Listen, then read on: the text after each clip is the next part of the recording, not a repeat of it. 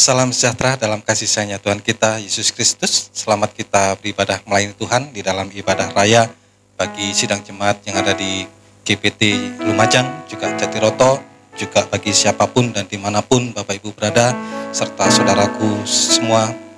Sekalilah kita saat ini bisa menikmati kasih kemurahan Tuhan melalui ibadah kita pada kesempatan saat ini. Dan untuk memulai ibadah kita, saya rindu untuk kita nyanyikan satu pujian erat dengan hatimu.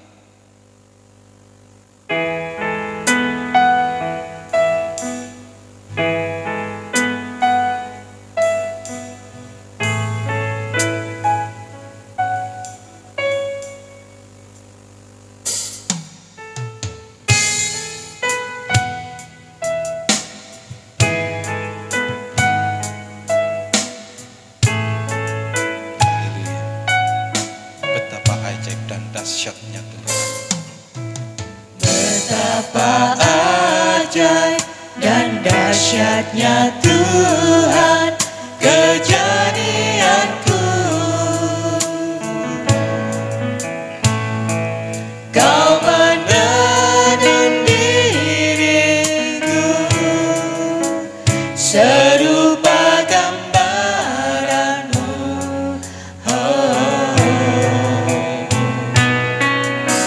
Sungguh berharga di matamu Tuhan.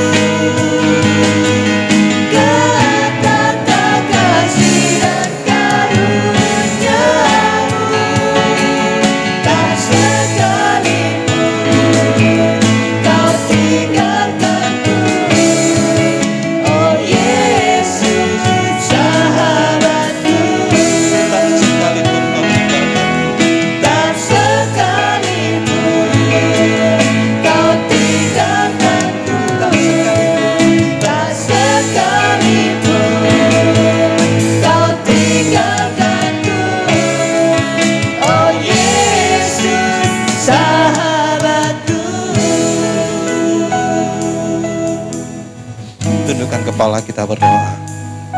Haleluya Yesus. Haleluya Tuhan. Haleluya. Haleluya Tuhan. Inilah kerinduan kami saat ini Tuhan. Kami selalu rindu untuk dibawa dekat erat di dalam pelukan-Mu Tuhan. Tanpa Engkau ada di dalam kehidupan kami Tuhan, kami menyadari kami tidak mampu Tuhan untuk berjalan di padang gurun dunia ini Tuhan.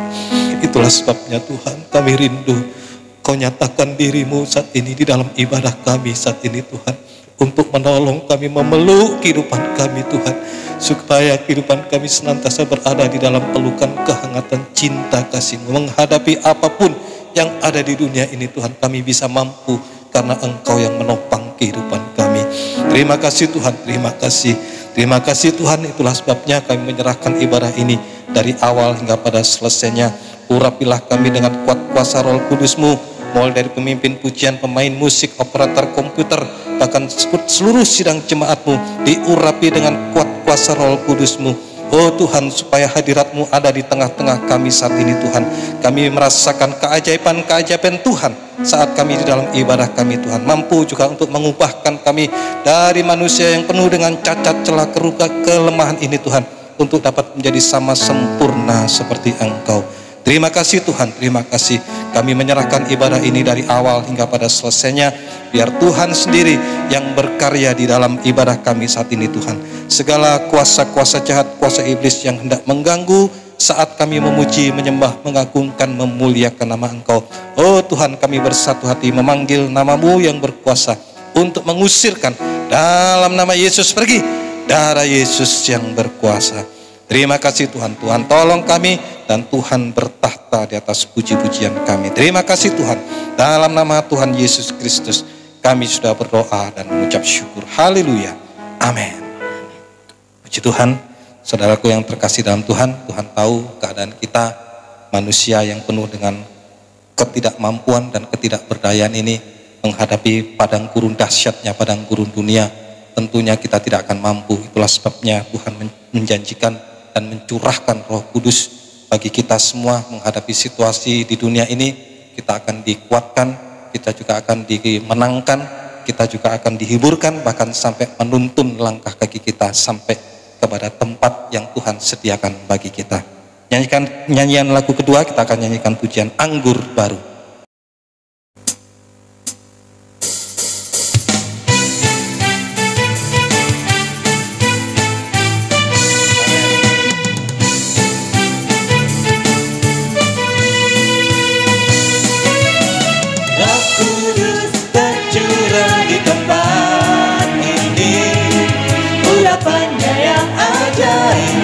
Memulihkan umatnya, Roh Kudus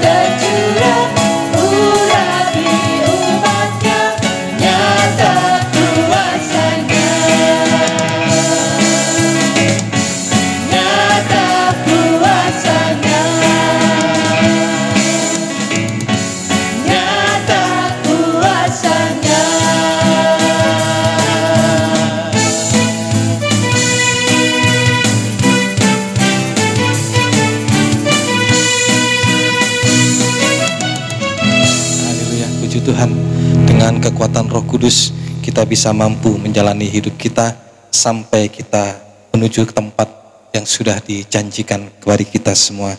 Saat ini kita akan mendengarkan firman Tuhan yang sekaligus adalah isi hati daripada Tuhan. Biarlah kita siapkan hati pikiran kita supaya karya Roh Kudus melalui firman Tuhan ini dapat mengubahkan kehidupan kita, bahkan sampai membentuk kehidupan kita untuk dapat menjadi sama seperti Yesus. Berkaryalah Roh Kudus di sini.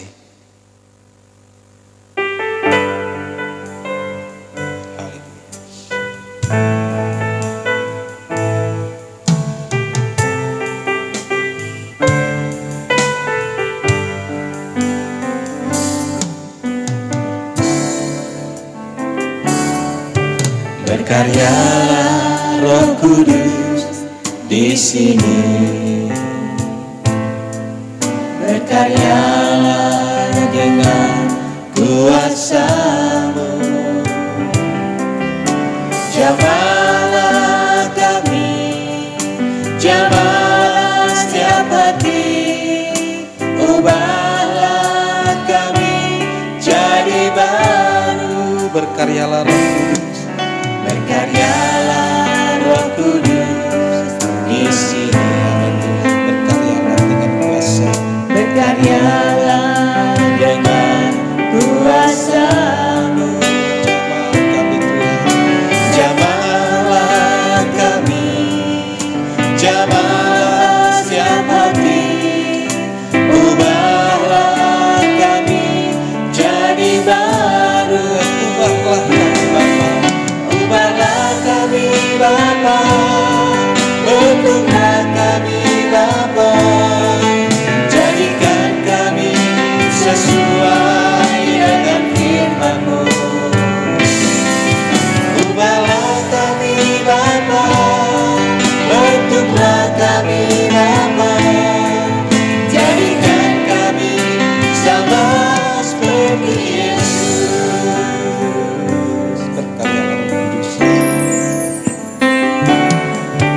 Berkaryalah Roh Kudus di sini.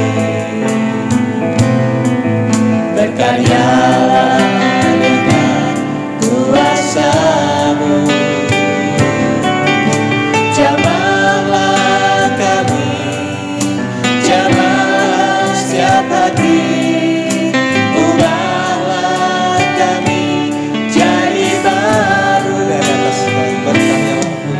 Berkaryalah Roh Kudus di sini. Berkaryalah dengan kuasa-Mu. Jamahlah kami, jamahlah setiap hati. Ubahlah kami jadi baru.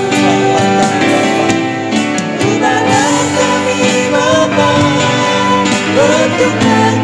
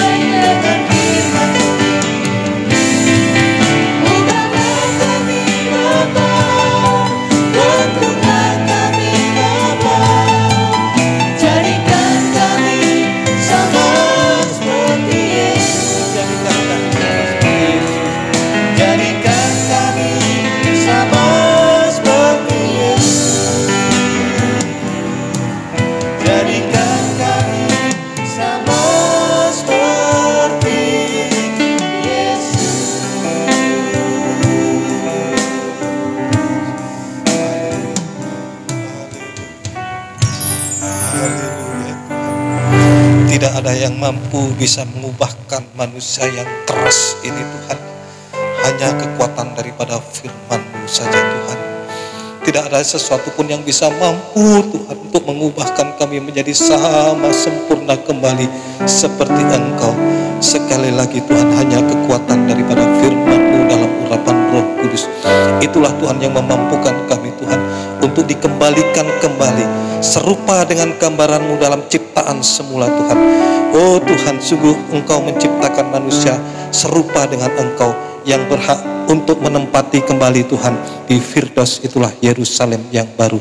Itulah sebabnya saat ini Tuhan, kami dengan lembut hati untuk bisa menerima firman-Mu Tuhan, yang mengubahkan kami dari manusia yang keras ini Tuhan, untuk diubahkan sama sempurna seperti Engkau.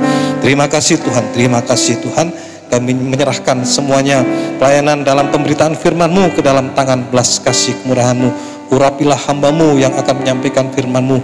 Bukakanlah firman-Mu sebagai pembuka jalan bagi kami Tuhan.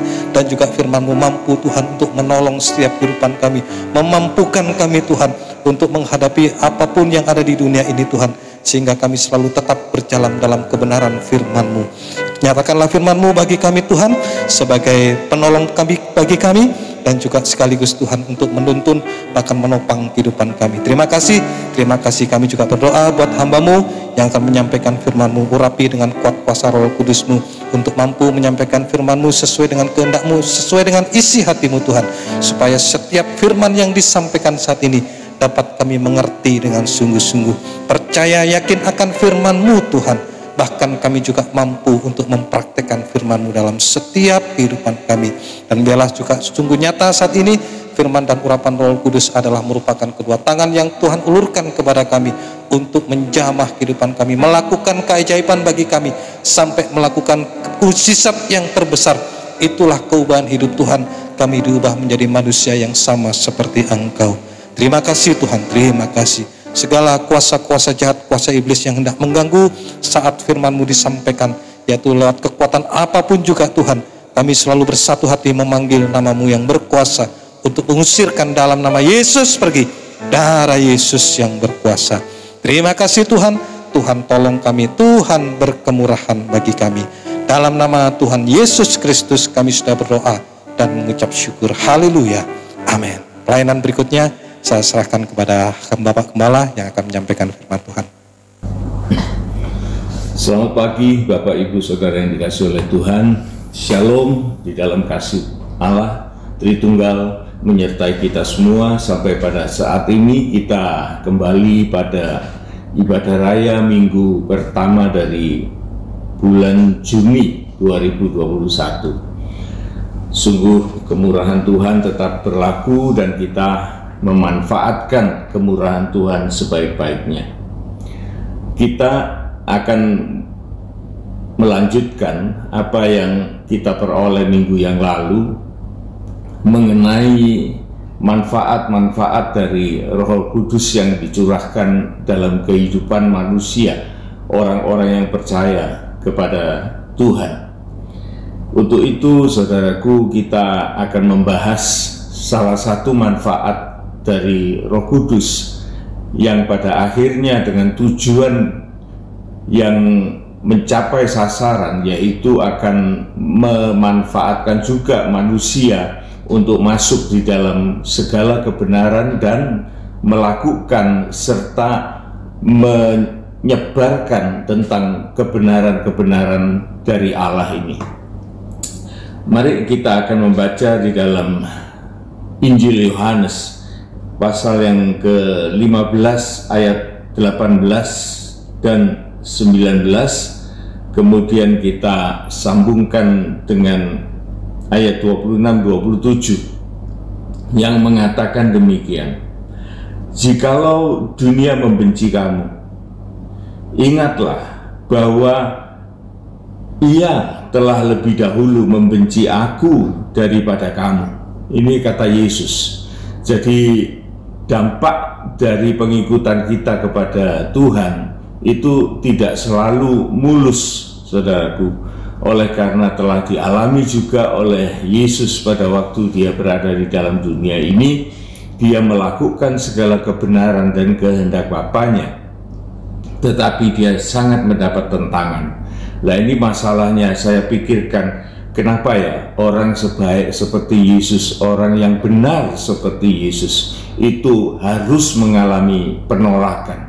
Nah, ini yang perlu kita perhatikan. Mengapa? Saya ulangi, bahwa ia lebih dulu telah membenci aku daripada kamu. Nah, kita akan melihat, saudaraku, kebencian-kebencian ini timbul oleh karena manusia itu lebih cenderung berhabitat dosa. Sedangkan Yesus datang ke dunia ini untuk membongkar, untuk menyelesaikan segala ketidakmampuan manusia lepas dari dosa ini. Tetapi manusia tetap bersikukuh di dalam kebenarannya sendiri, di dalam kebodohannya, di dalam habitat yang sangat buruk, sehingga diistilahkan sebagai suatu kegelapan. Nah, manusia lebih suka untuk berada di dalam kegelapan. Untuk itu kita akan melihat sebentar, saudaraku, kenapa manusia itu membenci Tuhan, membenci Yesus. Kita akan lihat di dalam Injil Yohanes pasal yang ketiga, ayat 18. Di sana dikatakan, saudaraku, barang siapa percaya kepadanya, ia tidak akan dihukum. Barang siapa yang tidak percaya, ia telah berada di bawah hukuman, sebab ia tidak percaya dalam nama Anak Tunggal Allah. Ini yang pertama. Jadi karena manusia itu di dalam kebodohannya itu dia sulit untuk mempercayai sesuatu kebenaran yang datang dari Allah. Dan Tuhan mau supaya kita ini mengenali kebenaran. Oleh sebab itu, salah satu manfaat dari Roh Kudus itu ia datang akan membawa, bisa memampukan manusia itu mengerti tentang segala kebenaran dari Allah. Karena pertama, manusia itu tidak bisa percaya. Kemudian, dan inilah hukuman itu. Jadi bagi mereka yang menolak, itu sebetulnya mereka adalah merugikan dirinya sendiri. Dan inilah hukuman itu, karena mereka terhukum.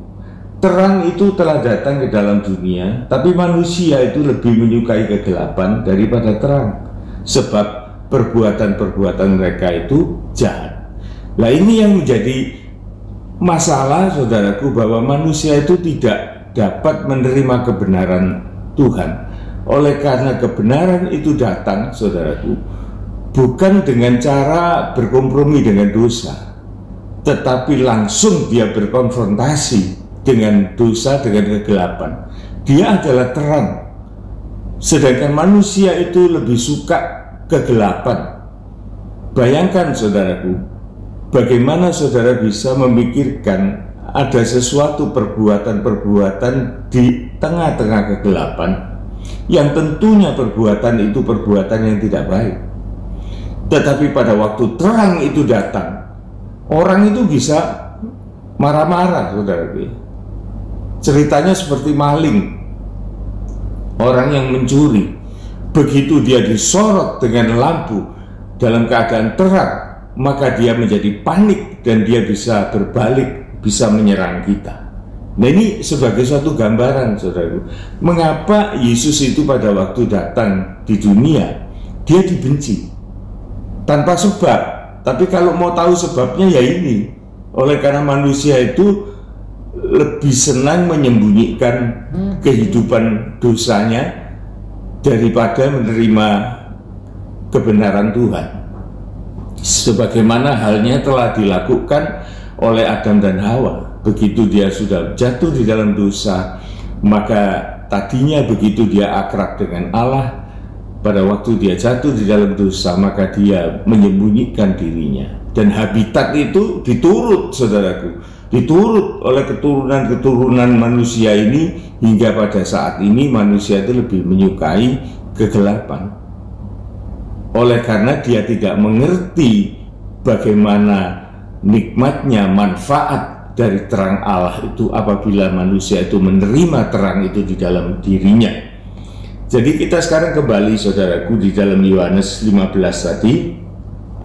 Kalau dunia membenci kamu, ingat bahwa ia telah lebih dulu membenci aku sebelum membenci kamu, ya.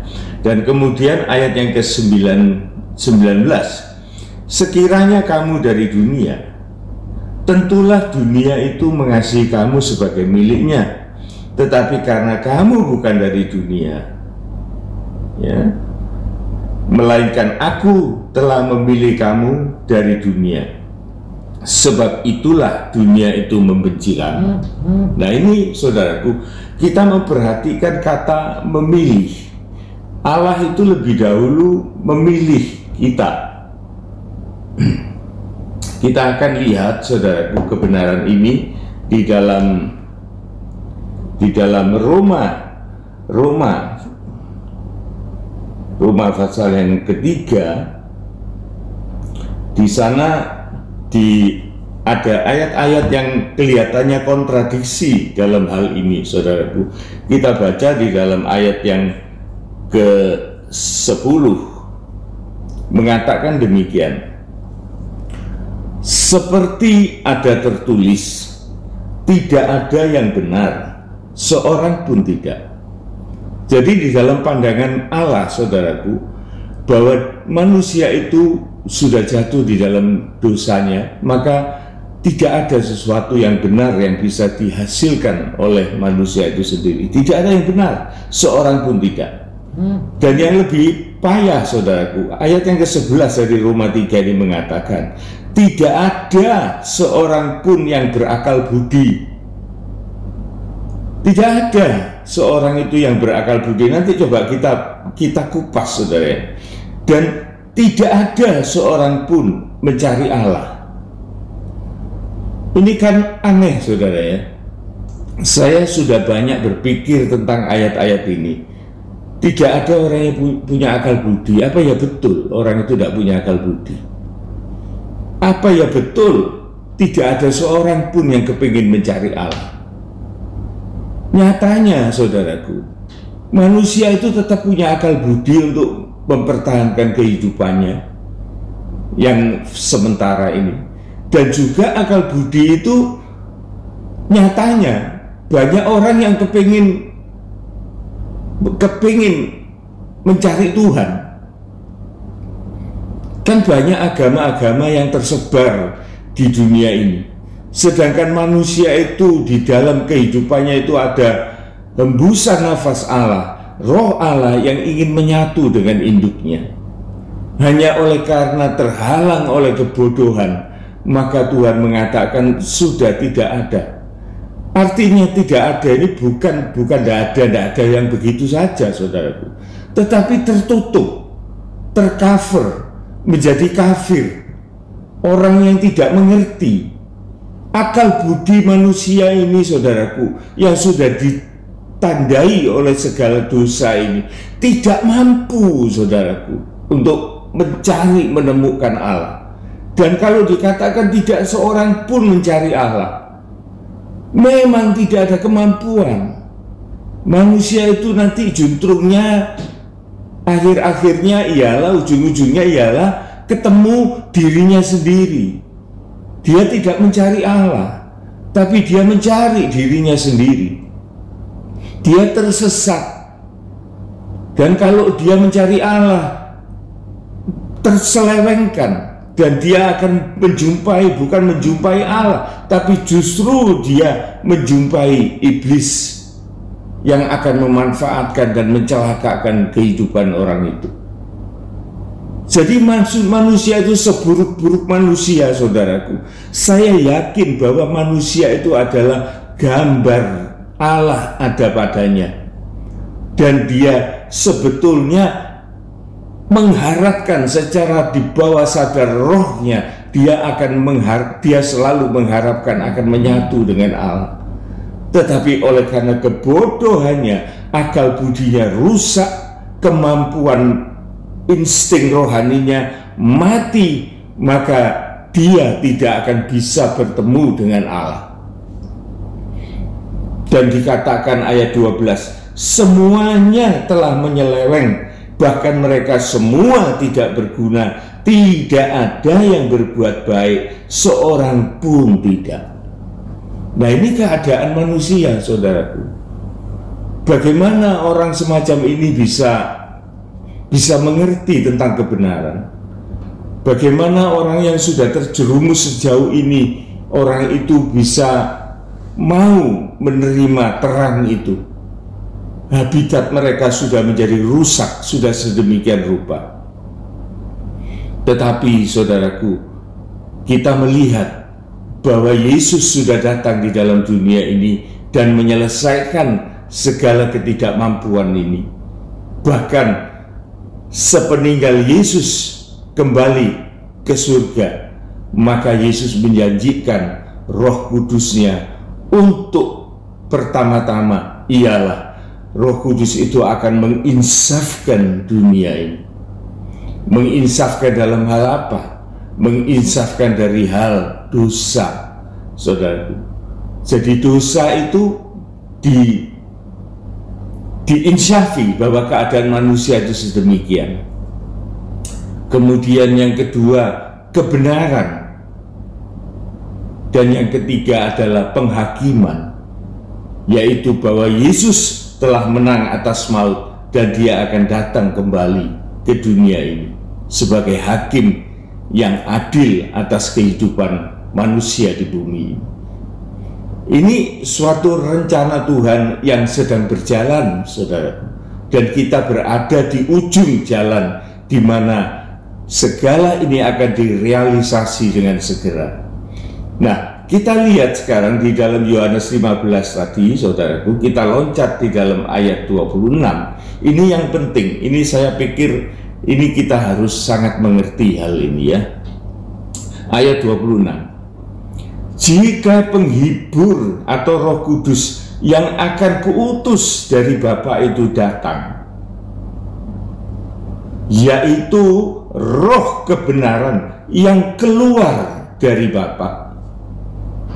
Jadi mejil saka Gusti, jadi keluar dari Allah itu sendiri, yaitu roh Allah itu sendiri.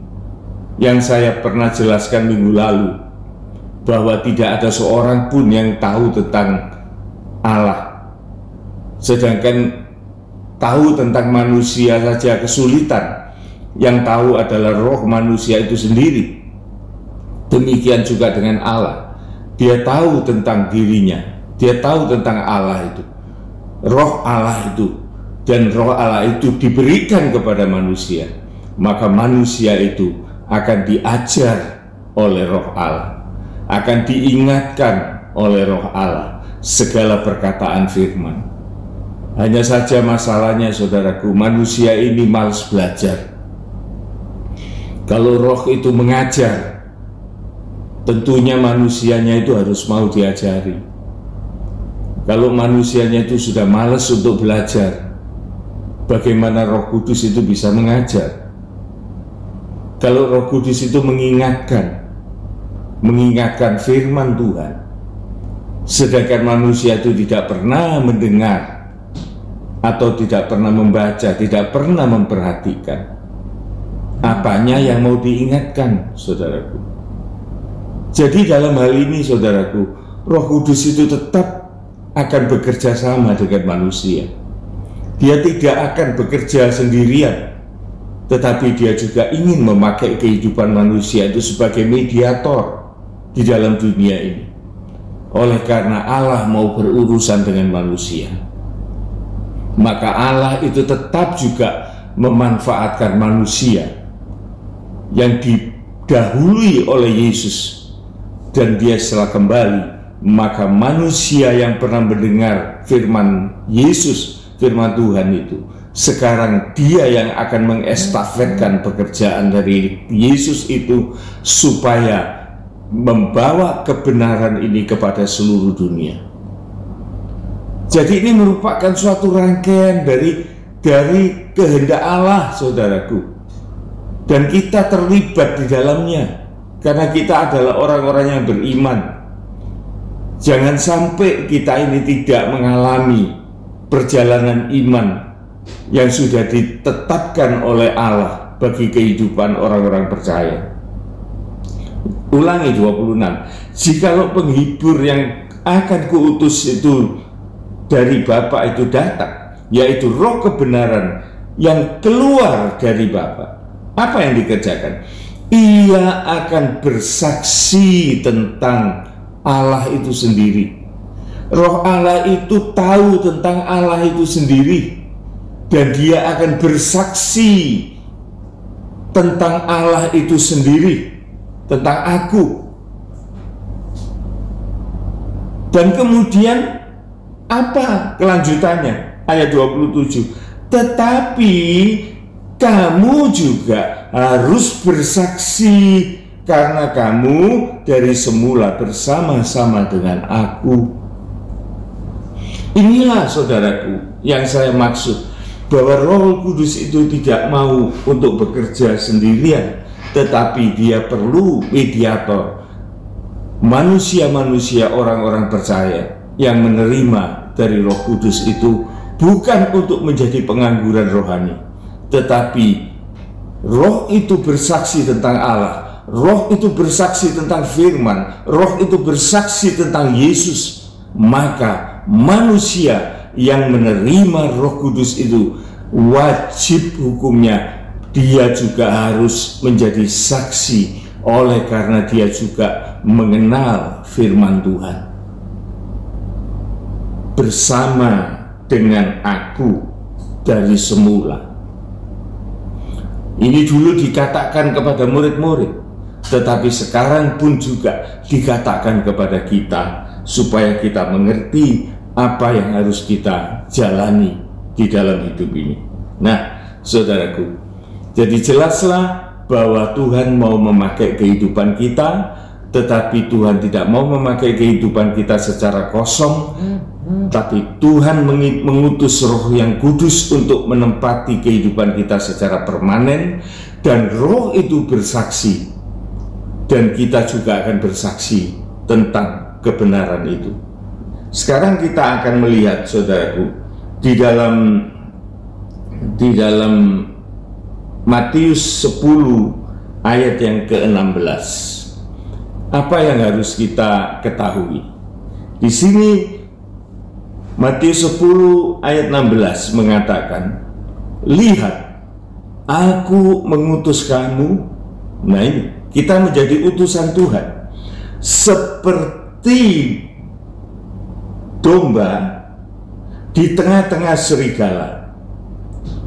Sebab itu hendaklah kamu cerdik seperti ular dan tulus seperti merpati.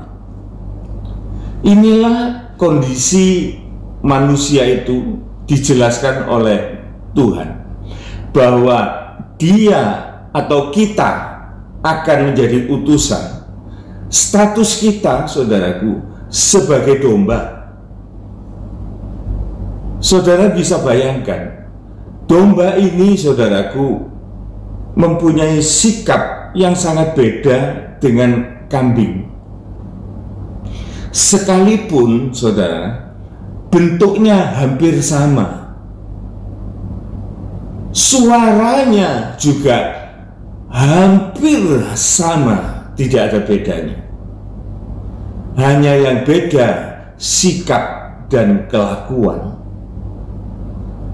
Domba ini, saudaraku, menghasilkan selain dagingnya untuk dikonsumsi, untuk dimakan oleh manusia, halal, bahkan seperti kambing itu pun halal untuk dimakan. Tetapi domba ini mempunyai kelebihan, yaitu bulu yang bisa dipakai dalam jangka yang sangat-sangat panjang oleh manusia, dimanfaatkan sebagai pakaian, sebagai penghangat, sebagai pelindung terhadap cuaca yang dingin. Jadi domba, kambing itu serupa tapi tak sama, saudara. Jadi yang terutama di dalam gayanya, domba itu, saudaraku, kalau dia sudah selesai merumput, dia sudah makan, maka dia berbaring untuk memamak biak, berbaring memamak biak beserta dengan teman-temannya. Tetapi kambing itu beda, saudaraku. Setelah dia makan, dia tidak akan memamak biak, sekalipun dia juga hewan memamak biak. Tetapi tingkahnya itu beda, saudara. Saya pernah menyaksikan dan saya memperhatikan secara khusus bahwa kambing ini, saudaraku, dia tidak merelakan ada temannya yang berada di atas, yang berada di atas dia, ini maksudnya. Saya pernah bekerja di dalam suatu proyek di mana di proyek itu banyak tumpukan-tumpukan batu-batu, kerikil, pasir, dan lain sebagainya. Dan di situ banyak domba-domba dan kambing-kambing milik penduduk. Saya perhatikan apa sih bedanya kambing sama domba? Suaranya sama, gayanya, jalannya ya begitu-begitu sama, besarnya juga hampir sama. Tetapi yang menarik perhatian saya, pada waktu mereka itu selesai makan, domba itu dalam ketenangan, tapi kambing itu dia melakukan sesuatu yang aneh. Dia bermain, saudara. Temannya naik di gundukan pasir, sementara yang lain ini melihat dari bawah, tidak terima, saudara. Ikut naik, mengejar yang sudah di atas tadi, dan dia mendorong temannya itu supaya jatuh ke bawah, dan kemudian dia yang menggantikan berada di atas. Temannya yang lain melihat, tidak terima, naik juga, didorong lagi, jatuh, ganti lagi, begitu. Dan cara makannya pun juga beda. Kalau domba itu merumput, tapi kambing itu saya lihat sementara mereka makan, dia itu makannya itu daun-daun yang ada di pohon-pohon itu. Jadi sikapnya itu dia berdiri, dia mengambil daun-daun yang bisa dijangkau. Jadi begitu, saudara. Tetapi Tuhan mau supaya sikap domba itu menjadi utusan Tuhan, tidak dipersenjatai, tidak ada keinginan atau kemampuan untuk mencelakakan sesama. Itulah anak-anak Tuhan, utusan-utusan Tuhan. Jadi sangat beda. Namun, saudaraku, yang aneh di sini, domba ini diutus di tengah-tengah serigala. Apa tidak salah ini? Saya baca ini, pertama saya juga heran. Apa ini domba di tengah serigala? Kan sepertinya kita mencampurkan semangka di antara buah durian gitu. Bagaimana bisa utuh ini? Hancur pasti. Tetapi saya punya suatu pemikiran, saudaraku, bahwa domba ini di dalam firman Tuhan adalah menyerahkan segala kehidupannya itu kepada gembalanya. Jadi kalau gembala agung, Yesus itu mengatakan, aku mengutus engkau seperti domba. Sungguh kita bersyukur, saudaraku, oleh karena segala apa yang kita lakukan dipertanggungjawabkan oleh gembala agung kita.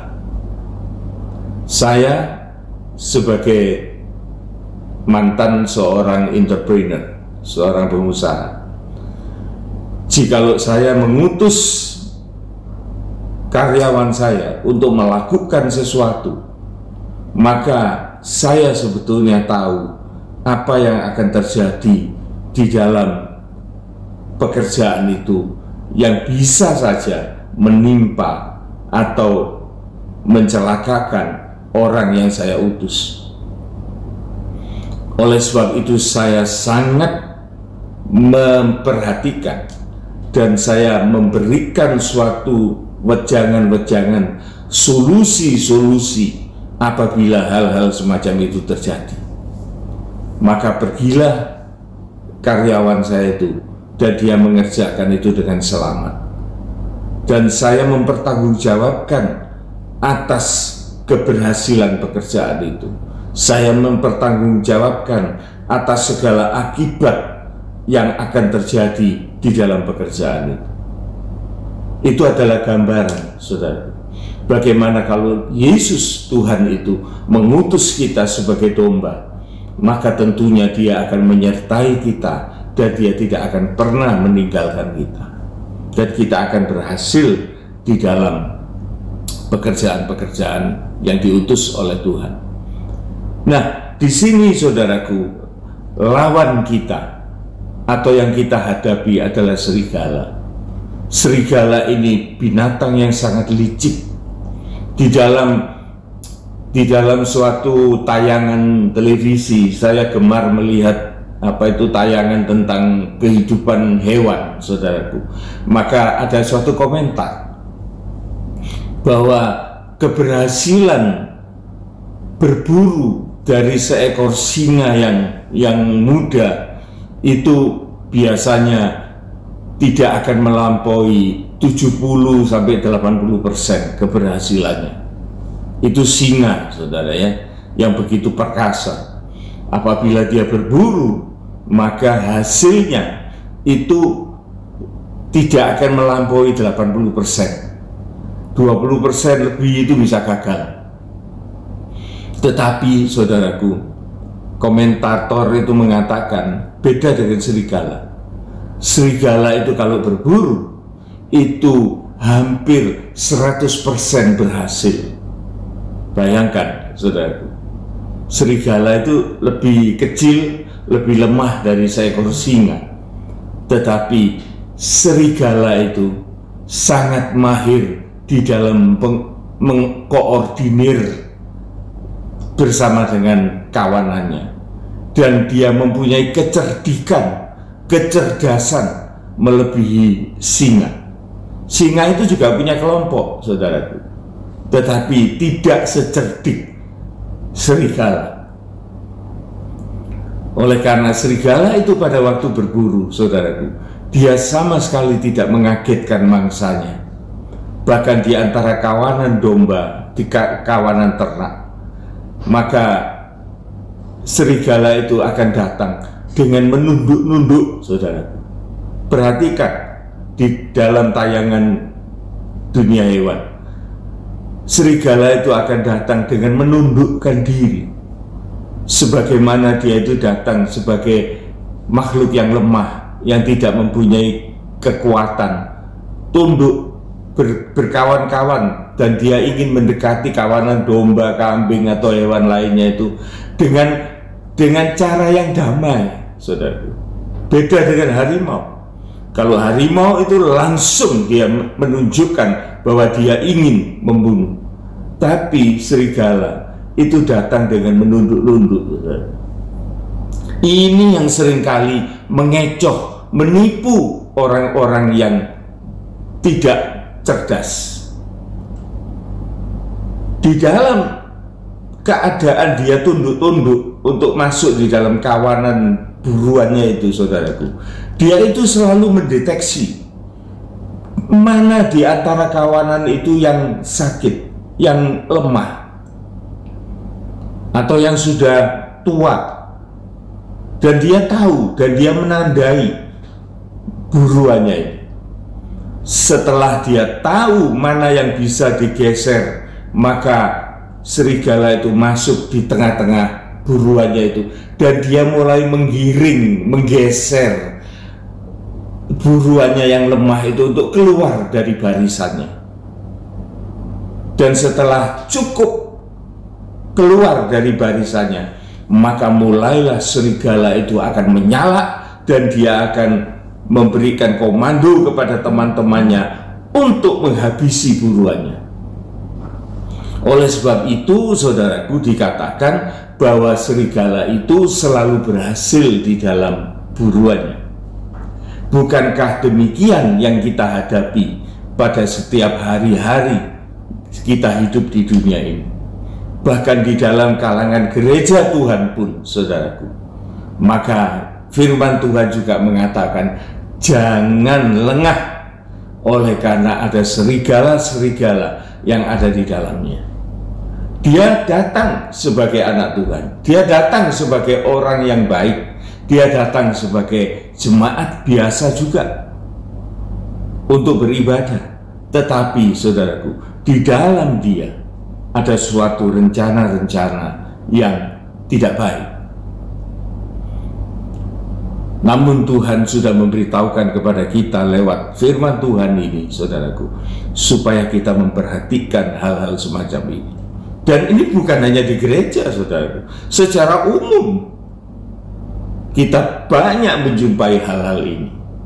Nah, bagaimana sekarang antisipasinya, saudara? Di sini firman Tuhan ini memberikan suatu antisipasi kepada kita. Dikatakan, sebab itu hendaklah kamu cerdik seperti ular. Padan kata dari cerdik ini adalah cendekia. Cerdik cendekia. Jadi orang yang betul-betul wise, bijaksana. Cerdik dan bijaksana, seperti ular. Ular ini punya konotasi yang negatif, saudara, ya, karena dia pernah dipakai oleh iblis untuk menipu manusia. Tetapi tidak selamanya ular ini dinilai secara negatif di dalam Alkitab. Saudara masih ingat pada waktu perjalanan Israel keluar dari Mesir, mereka banyak mengomel, banyak protes terhadap Musa, sehingga ular-ular tedung itu keluar dari tanah yang mereka lalui dan banyak mematikan orang-orang Israel. Dan Tuhan mengatakan kepada Musa, buatlah lembaga bentuk seperti ular dari tembaga dan pasang itu pada tongkat, pada tiang yang tinggi, supaya siapa dari Israel yang terpakut ular memandang kepada bentuk ular tembaga yang ada di ujung tongkat itu, dia tidak akan mati. Jadi ini juga, ular ini juga bisa menjadi lambang tentang Kristus, saudaraku. Tetapi bukan hal yang negatifnya, tetapi hal kecerdikan, kebijaksanaan Yesus yang dia mau mengorbankan dirinya supaya manusia itu selamat. Nah, saudaraku, inilah yang ingin saya katakan, bahwa cerdiklah kamu seperti ular, tetapi juga tulus. Tulus ini, saudaraku, padan katanya adalah ikhlas. Jadi seorang yang mempunyai hati yang tulus, dia juga disertai dengan keikhlasan. Tetapi seringkali, saudaraku, dikonotasikan sebagai suatu kebodohan, suatu kelemahan.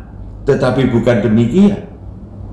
Oleh karena ketulusan atau keikhlasan seorang hamba yang menjadi utusan Tuhan itu sangat dibutuhkan. Hal ini terjadi pada seorang yang bernama Paulus. Mari, saudaraku, kita sedikit akan melihat bagaimana Paulus pernah melakukan hal ini. Kita melihat di dalam 1 Korintus pasal yang ke-9, 1 Korintus pasal yang ke-9, bagaimana sikap Paulus sebagai seorang hamba.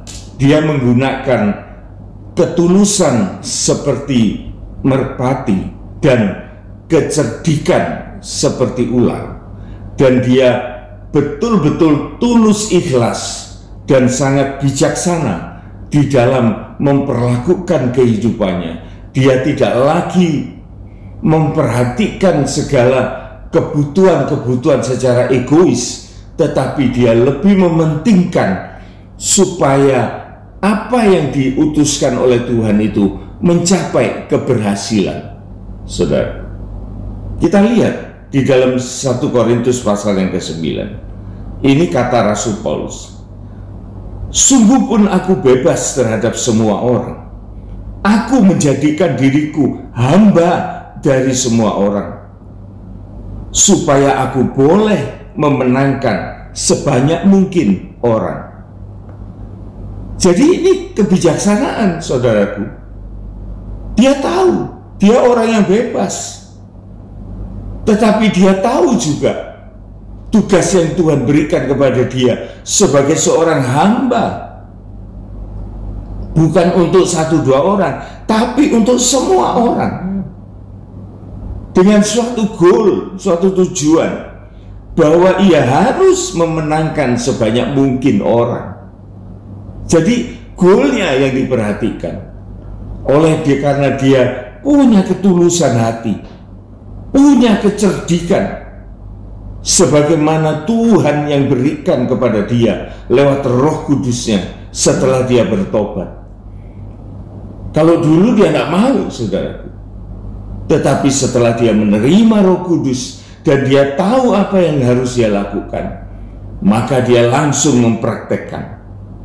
Ayat yang ke-20 mengatakan, demikianlah bagi orang Yahudi, aku menjadi seperti orang Yahudi, supaya aku memenangkan orang-orang Yahudi.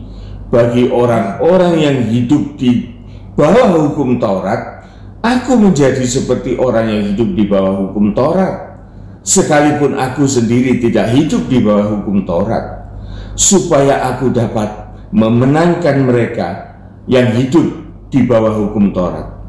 Bagi orang-orang yang tidak hidup di bawah hukum Taurat, aku menjadi orang yang tidak hidup di bawah hukum Taurat, sekalipun aku tidak hidup di luar hukum Allah, karena aku hidup di bawah hukum Kristus, supaya aku dapat memenangkan mereka yang tidak hidup di bawah hukum Taurat. 22. Bagi orang-orang yang lemah, aku menjadi seperti orang yang lemah, supaya aku dapat menyelamatkan mereka yang lemah. Bagi semua orang itu, aku telah menjadi segala-galanya, supaya aku sedapat mungkin memenangkan beberapa orang dari antara mereka. Segala sesuatu ini aku lakukan karena Injil, supaya aku pun juga mendapat bagian di dalamnya. Nah ini, saudaraku, ini yang luar biasa. Tuhan menghendaki kita bisa mempunyai sikap semacam ini. Roh Kudus itu akan membawa kita, kehidupan kita, untuk menjadi saksi-saksi tentang Allah, menjadi saksi Kristus. Oleh karena Roh Kudus itu bersikap sedemikian, Rasul Paulus ini, saudara, mengatakan, celaka jika aku tidak menginjil. Mengapa dia sampai punya suatu seruan semacam itu? Oleh karena dia tahu bahwa dia memperoleh kemurahan Tuhan, memperoleh tugas istimewa, supaya ia masuk di dalam pelayanan yang sejati. Jadi, saudaraku, dalam hal ini kita bisa mengenal rencana Tuhan atas kehidupan kita pada saat-saat akhir zaman ini. Memang sangat mengerikan, saudaraku. Segala sesuatu yang kita anggap tidak baik bisa saja menimpa utusan-utusan Tuhan. Tetapi apapun keadaan kita tetap berada di dalam naungan penggembalaan dari Tuhan kita, dan kita tidak usah mengkhawatirkan tentang hal-hal semacam ini. Saya ingin mengembangkan sedikit, saudaraku, mengenai mengapa Tuhan itu mempergunakan beberapa jenis hewan, saudara ya. Alkitab ini juga aneh ya. Dia bisa memakai hewan-hewan itu untuk menjadikan kita melihat. Saya katakan saya juga khawatir salah kalau saya mengatakan itu filosofi, karena kebanyakan gereja mengatakan jangan pakai filosofi. Tetapi di dalam pemikiran saya, saudaraku, yang namanya manusia itu sedikit banyak ya juga harus berfilosofi, karena filosofi itu sifatnya hanya menjelaskan. Filosofi itu tidak akan membawa keselamatan, itu yang jelas. Yang membawa keselamatan itu adalah firman Allah. Tetapi di dalam penjelasan itu yang namanya manusia membutuhkan ilmu filsafat, sehingga manusia itu bisa mengerti dengan mudah dan juga bisa memahami dengan jangka panjang, tidak mudah lupa, gitu ya. Mari kita akan melihat di dalam Amsal 30. Ini khusus, saudaraku. Tuhan memakai beberapa hewan yang kita baca tadi, antara lain domba, serigala, ular, merpati. Ya, kadang-kadang firman Tuhan ini juga pakai semut, pakai macam-macam, sudah ya, pakai burung, macam-macam. Tapi kita akan melihat di dalam Amsal ini yang secara ringkas kita akan melihatnya. Amsal 30 ayat 18 sampai dengan 19. Ada 3 hal yang mengherankan aku.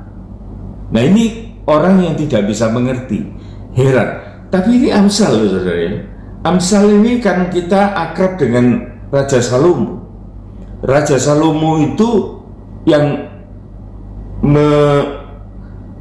menuliskan, kata orang, Amsal ini, sehingga dia ini menjadi orang yang terkenal, orang yang sangat bijak. Tapi dia mengatakan ada 3 hal yang mengherankan aku. Dia bisa terheran-heran, saudara. Orang yang terheran-heran ini adalah orang yang tidak mengerti, kan? Kalau orang yang sudah memahami tentu sudah tidak heran. Tetapi Amsal ini, Salomo ini mengakui heran dalam pemikirannya. Bahkan ada 4 hal yang aku tidak mengerti. Dia seorang raja yang wisdom, orang yang sangat bijak, tidak ada duanya. Tetapi dia mengatakan, malah aku tidak mengerti. Ada 4 hal yang aku tidak mengerti. Apa itu? Nah, saudara, di sini, saudaraku, kita bisa melihat sebetulnya apa yang dimaksudkan tidak mengerti. Yang tidak dimengerti oleh Salomo ini, dia sangat kagum dan dia sangat heran akan jalan yang Tuhan berikan kepada anak-anak Tuhan.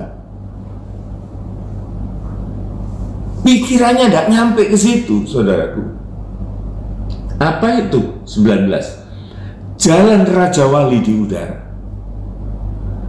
Raja Wali ini, saudaraku, pasti berbicara tentang kehidupan anak-anak Tuhan yang dia melanglang buana di angkasa dengan sangat anggun.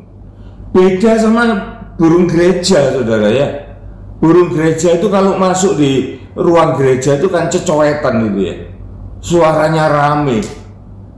Sayapnya apa itu, kelepek-kelepek gitu ya, jadi ribut. Itu burung gereja. Beda dengan Raja Wali, saudaraku. Oleh karena pada waktu dia terbang, dia sangat anggun, dia tidak mudah untuk kleper-kleper itu.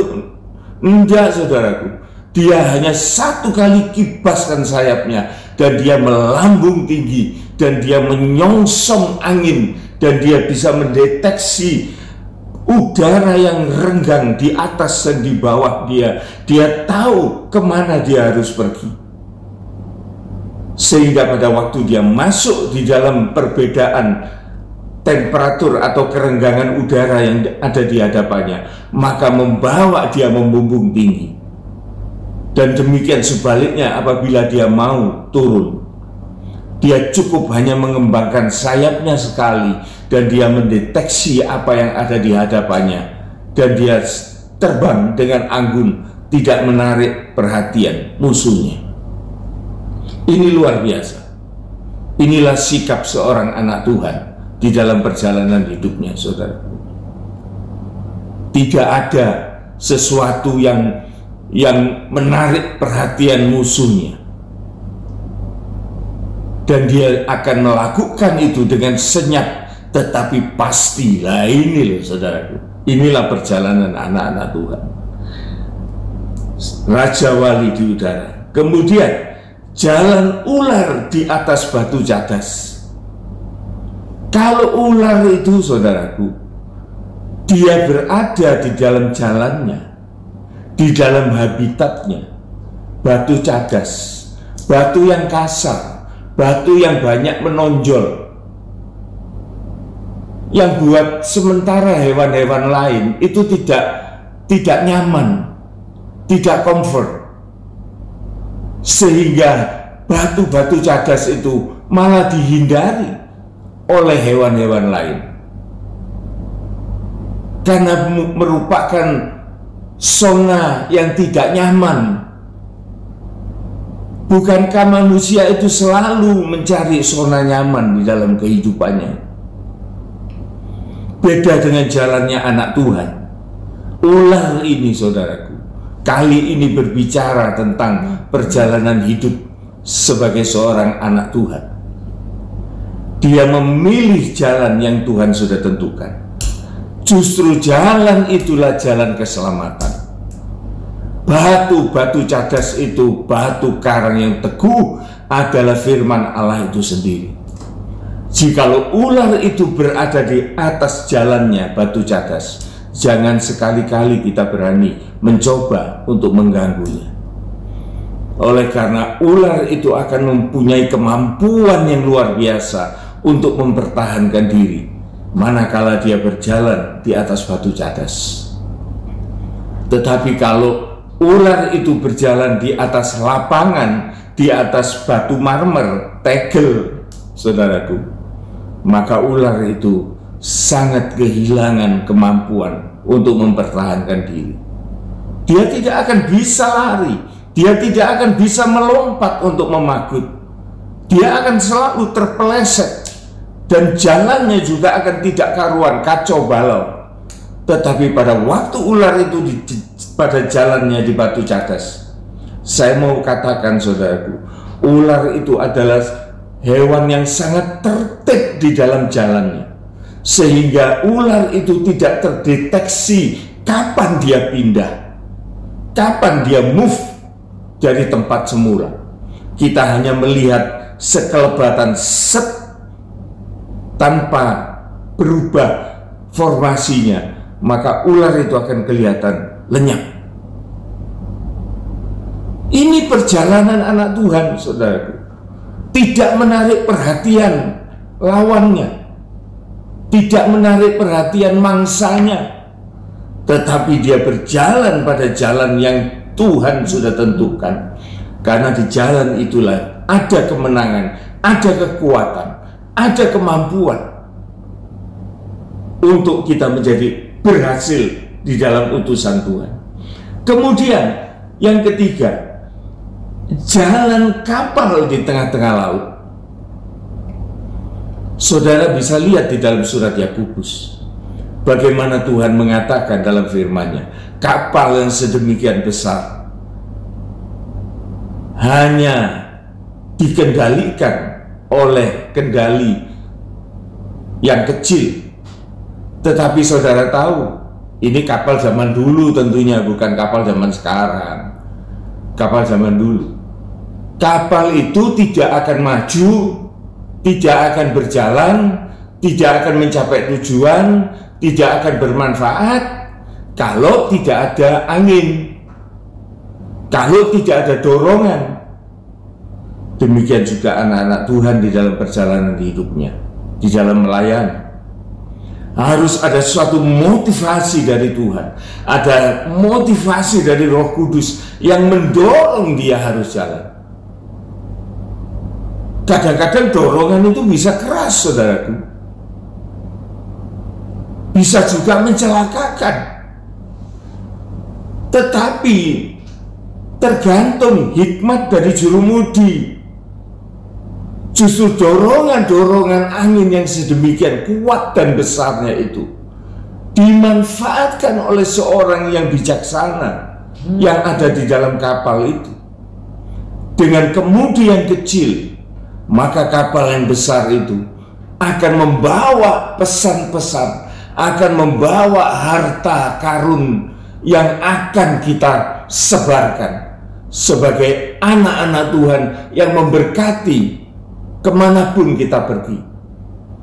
Maka kapal ini juga akan berangkat ke sana dengan angin yang mendorong. Dan bagaimana seorang jurumudi yang bijaksana itu bisa menambang angin itu untuk mengarahkan laju kapal dan arah kapal ke arah yang dia kehendaki. Ini perjalanan anak-anak Tuhan, saudara. Dan dikatakan juga perjalanan seorang laki-laki dengan seorang gadis. Tentunya hal ini adalah berbicara tentang kemesraan, saudara.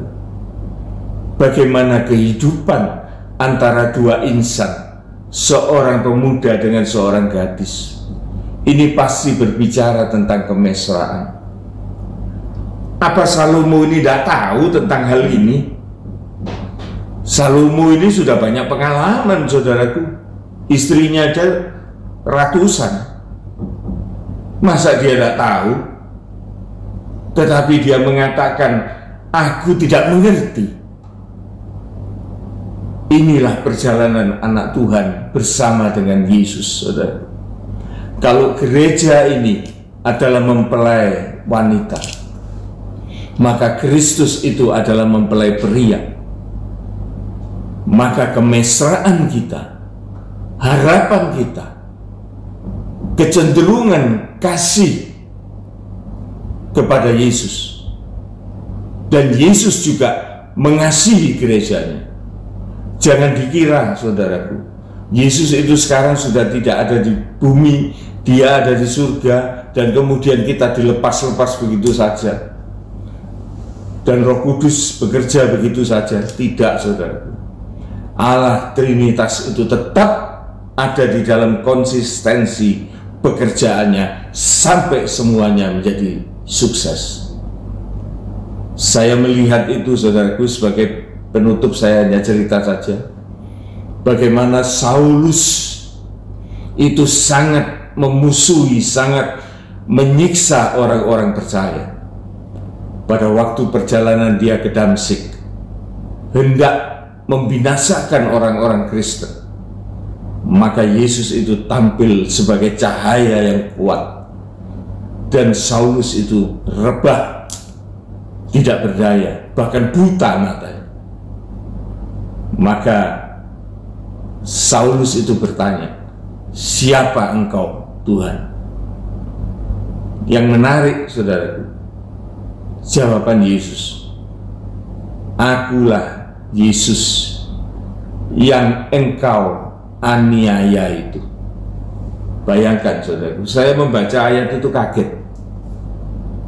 Ternyata, saudaraku, penganiayaan orang-orang percaya, orang-orang Kristen milik Yesus yang ada di dunia ini masih juga dirasakan oleh Yesus, Sang Gembala Agung kita. Pada waktu Saulus bertanya, siapa engkau, Tuhan? Akulah Yesus yang engkau aniaya. Dan kemudian Yesus mengatakan, alangkah bodohnya kamu menendangkan kakimu di suatu tiang yang penuh duri. Kamu tidak akan berhasil. Dan kemudian Saulus bertobat, dan dia memperoleh nama yang baru sebagai Paulus, dan dia dipakai oleh Tuhan. Dan Paulus ini tadi yang seperti kita ambil sebagai contoh, dia punya pengalaman bersama dengan Yesus di dalam keadaan supranatural, dan dia berhubungan dan belajar dengan Yesus sekalipun dia tidak bertemu secara wujud manusia, tetapi dia belajar secara khusus, dan dia menjadi seorang rasul yang luar biasa, hamba Tuhan yang luar biasa. Demikian, saudara, supaya kita bisa mengerti, mengambil sari daripada firman Tuhan ini, bahwa Roh Kudus itu dicurahkan kepada kita dengan banyak-banyak manfaat. Tetapi salah satu manfaat yang harus kita terima, yang harus kita alami, saudaraku, bahwa ia ada di dalam kehidupan kita, dia bersaksi tentang Allah. Maka firman Allah mengatakan, kamu juga harus bersaksi tentang dia, bersama-sama dengan Roh Kudus. Di dalam perjalanan kita, saudaraku, Tuhan menempatkan kita sebagai utusan-utusannya, tidak berjalan seorang diri. Kita seperti domba. Domba itu butuh gembala, dan Tuhan mau tetap berada dalam penyertaannya. Dan lawan kita bukan sembarangan, saudara. Serigala, keculasan, kejahatan, kekejaman, kekejian, itu ada di hadapan kita. Maka kita harus punya wisdom, sebagaimana merpati itu tulus dan ikhlas untuk menjalankan, sehingga ada power, kekuatan bagi orang yang ikhlas. Sering saya katakan, seorang ibu itu, saudaraku, bukan tulus lagi itu, tapi tulus ikhlas, mati pun ya. Kalau seorang ibu itu gendong anak, ada rumah yang runtuh, saudaraku, biar dia sendiri yang terlebih dahulu menerima beban kehancuran itu. Sebisa-bisa anaknya itu diselamatkan. Itu pasti, saudara. Ada keikhlasan, kemudian ada kecerdikan, cerdik untuk menghindari hal-hal yang merugikan.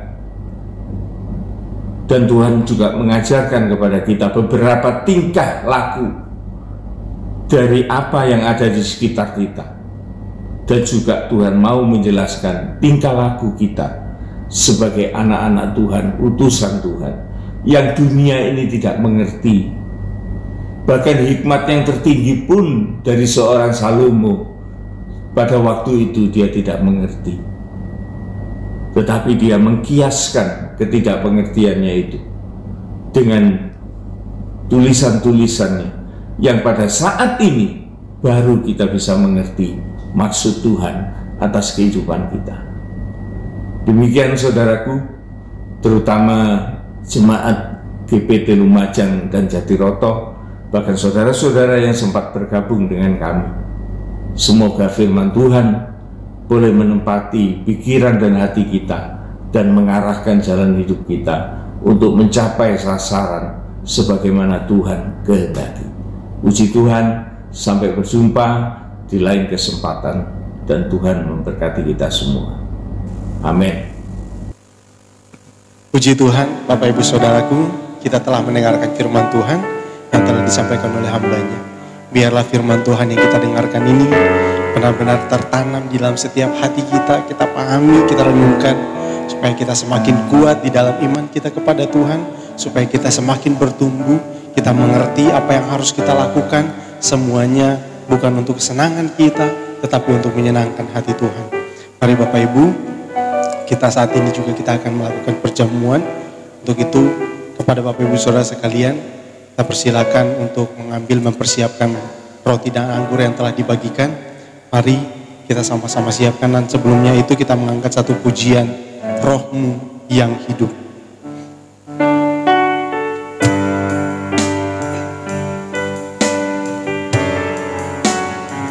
Amin.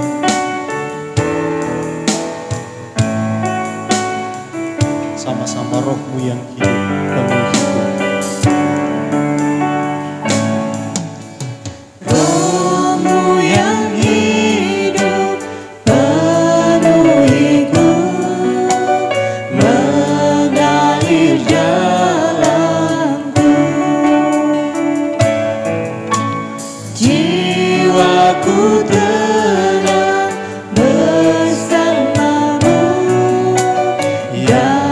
Dalam naungan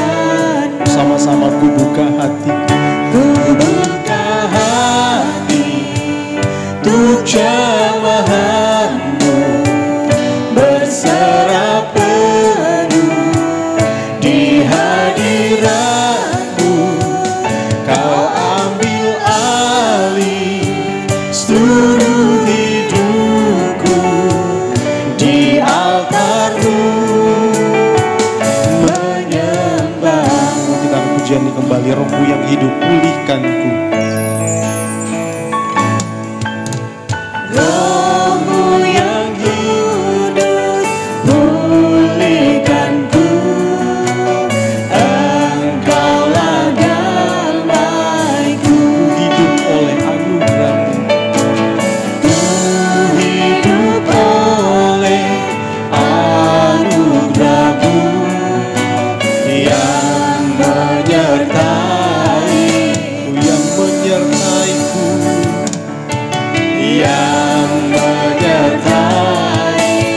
ku buka hati Buka hati untuk jamahan-Mu, berserah penuh di hadirat-Mu.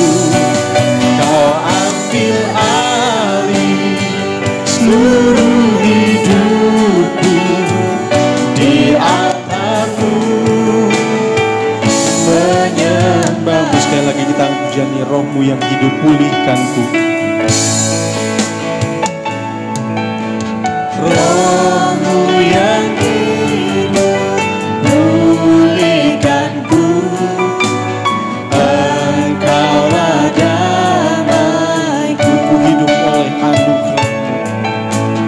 Ku hidup oleh anugerah-Mu yang menyertai, yang menyertaiku, yang menyertai. buka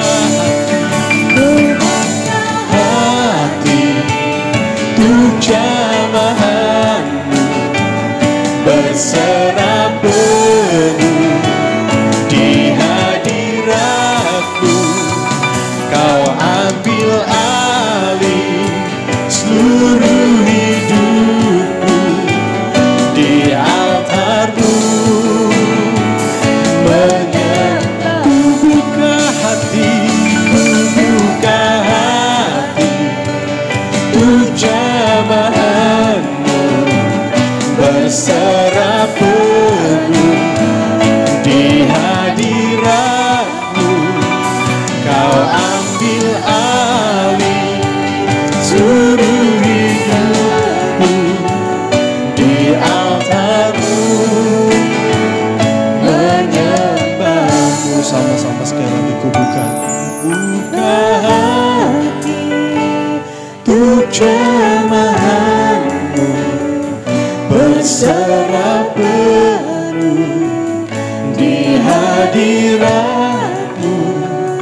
Kau ambil alih seluruh hidupku di altar-Mu,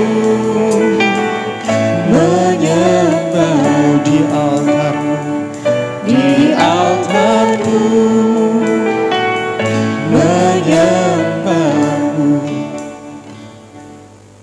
mari Bapak Ibu Saudaraku, kita ambil roti.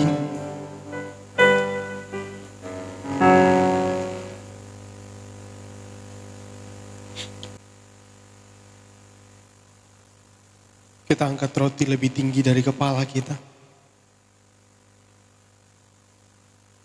Sebagai pengagungan kita atas junjungan kita, Tuhan Yesus Kristus yang telah menderita, mati gantikan kita atas segala pelanggaran yang telah kita lakukan, atas segala dosa-dosa yang kita telah lakukan. Dia menggantikan kita untuk mengalami maut. Sebab itu Bapak Ibu yang dikasihi oleh Tuhan, kita dengarkan firman Tuhan. Sebab apa yang telah kuteruskan kepadamu, telah aku terima dari Tuhan, yaitu bahwa Tuhan Yesus pada malam waktu ia diserahkan, mengambil roti dan sesudah itu ia mengucap syukur atasnya. Ia memecah-mecahkannya dan berkata, inilah tubuhku yang diserahkan bagi kamu. Perbuatlah ini menjadi peringatan akan aku. Kita makan roti ini di dalam nama Tuhan Yesus Kristus.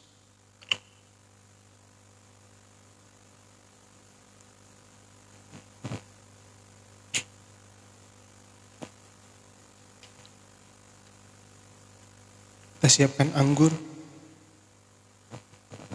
Kita angkat cawan lebih tinggi dari kepala kita. Darahnya yang telah tercurah untuk menyucikan kehidupan kita. Hidup kita yang penuh dengan dosa. Oleh darah Yesus kita disucikan. Dengarkan firman Tuhan. Demikian juga yang mengambil cawan sesudah makan lalu berkata, cawan ini adalah perjanjian baru yang dimeteraikan oleh darahku. Perbuatlah ini setiap kali kamu meminumnya menjadi peringatan akan aku. Kita minum dalam nama Tuhan Yesus Kristus.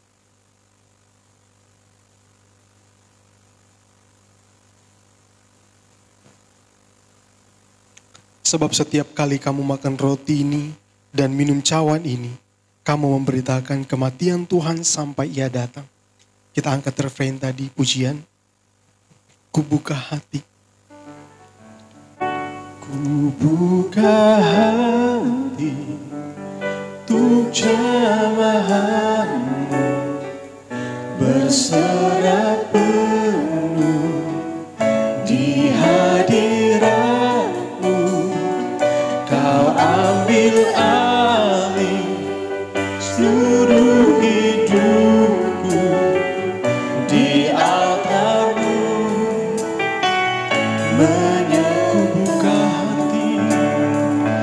Ku buka hati untuk jamahanmu,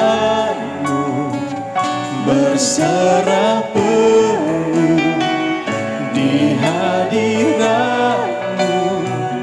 Kau ambil alih seluruh hidupku di altarmu.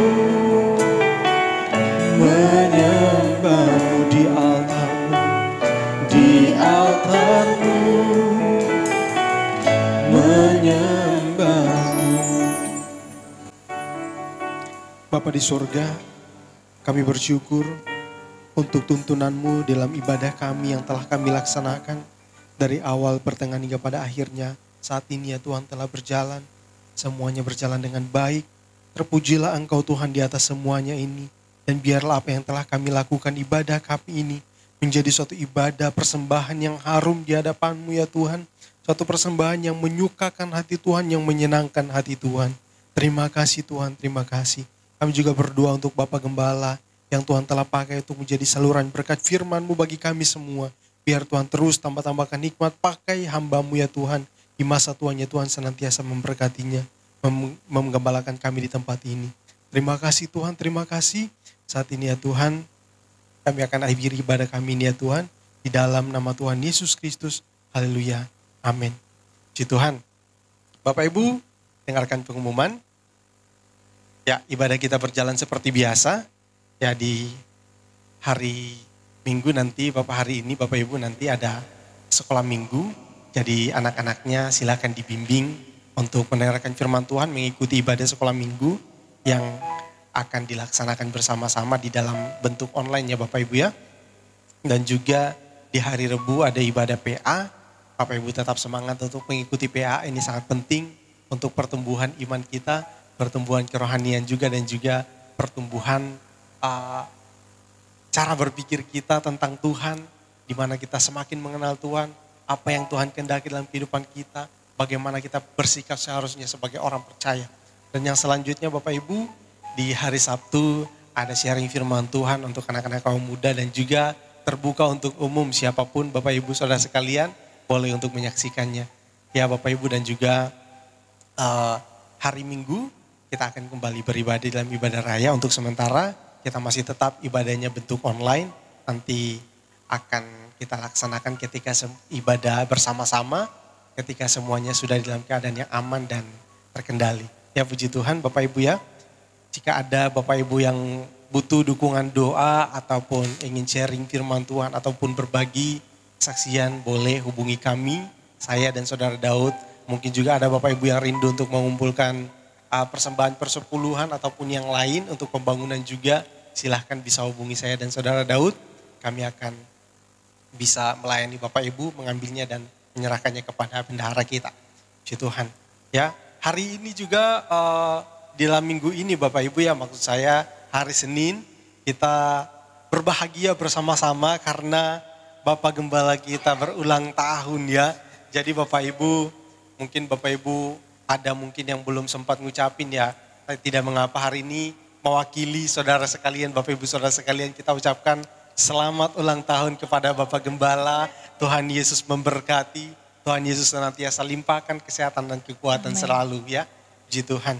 Bapak Ibu, untuk itu kita akan berdoa bersama-sama untuk menutup ibadah kita dan juga untuk Bapak Gembala yang berulang tahun. Mari bersama-sama kita berdoa.